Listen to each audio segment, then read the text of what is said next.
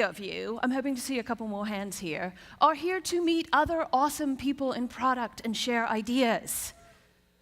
Yeah, it's kind of the point. And right after I stop talking, you guys get to go out there and actually meet each other and say hello. And if you're here, please don't go say hello to people you already know. Go say hello to people you don't know. And guess what? Number one question they're going to ask you, what do you do? And every single one of you go, I'm in product. Right? Not all that exciting. So, I'm here to make you a tiny bit more exciting. So, why do I obsess about this question? Well, let's actually talk about this in the concept of product for a second. My guess, because I've had the amazing opportunity to sit in rooms with actually some of the people in this room and watch them build products, is when they're building products, they are not talking about the features of those products for their customers. They're talking about the value of the product with those customers. Right? When you're out selling your product to somebody, you don't go, it does this, this, this, this, and this. You go out and says, it solves these sort of problems.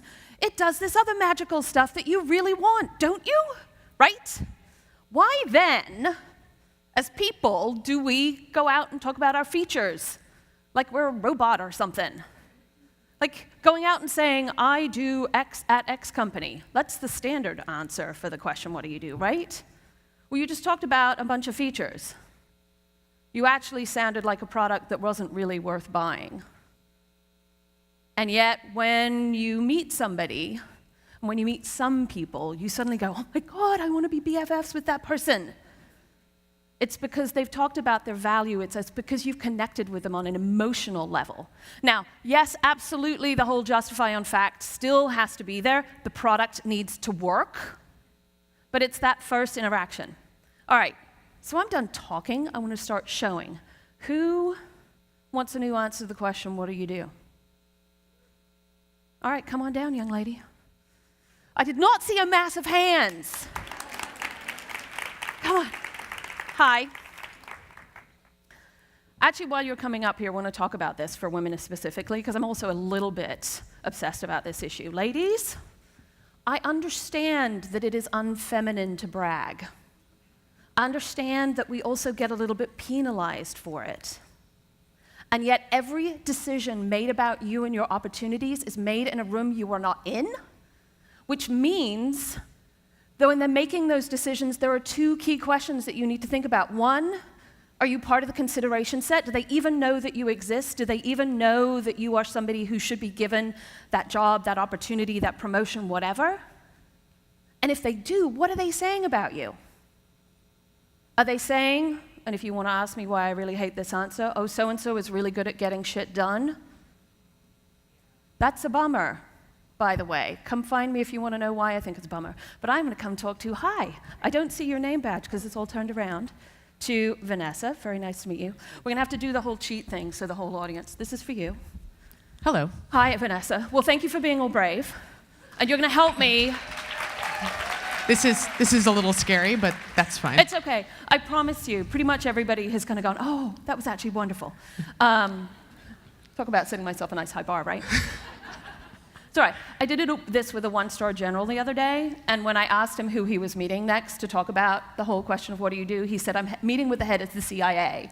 And at that point, I was like, oh my God. We figured it out. It's all good. Okay, so come back in a little closer, because I don't want you to be too far away from me. Just so we can benchmark, no judgment, really no judgment, and you all need to be kind and not judge either. If I was literally just to meet you outside and I said, oh, Vanessa, it's very nice to meet you. What do you do? How do you answer the question today? I'm a director of product at an agency for mobile application development. Okay. All right, I want to do a little beta testing research real quick. Based on that very awesome introduction, honestly, how many of you would be like, oh my God, I need to meet Vanessa immediately?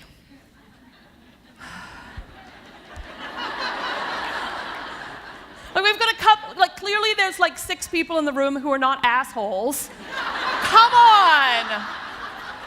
I love you already, Vanessa. Like, come on, ladies. We've got to be able to support each other here. Lie next time. But you get my point, right? I hope you now understand that that answer, although it was everybody else's about 10 seconds ago, is not very compelling. We're going to get you a new one. And here's what I'm going to get all of their hands up. All right. So now, hang on. Raise Labs? I know. It's Raise Labs, yes. Okay. All right.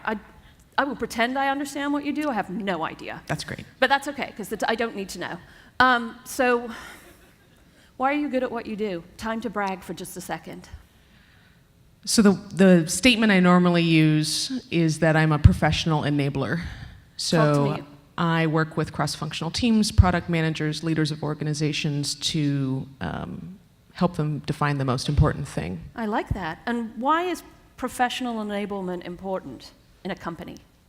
For me, it's about people first approach. Okay. So if I'm helping other people do great work, then I've succeeded.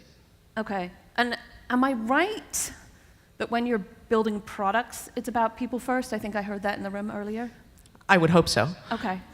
You've been an excellent participant because you've just given me all the goodies that I need. So I want you all to just pretend I'm Vanessa for just a second, and you all just collectively asked me what I do. I'm going to do version 2.0. Professional enabler, right?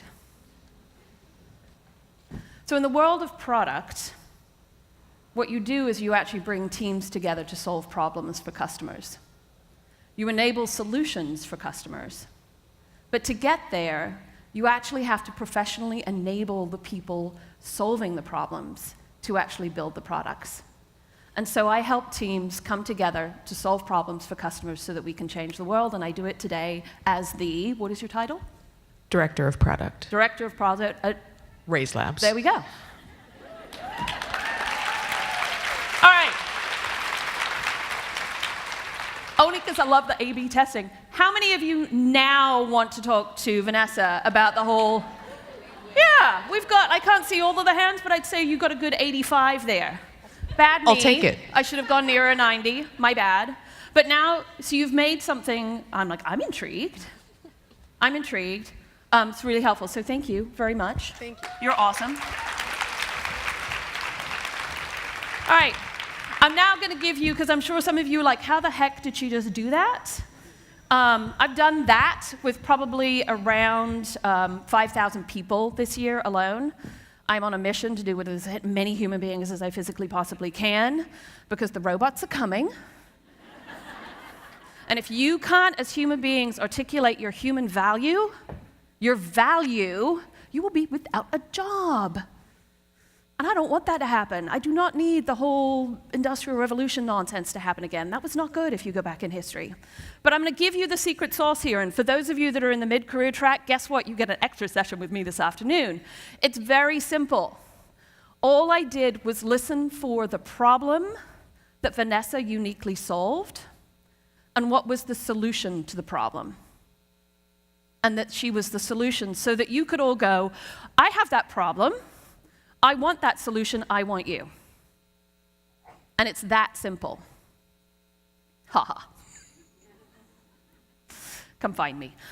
So here is the challenge for all of you guys. You're about to leave this beautiful conference room and go out and say hello to a new person. Go find a new person.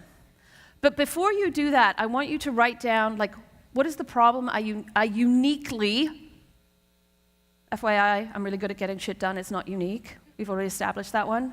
FYI, connecting with people.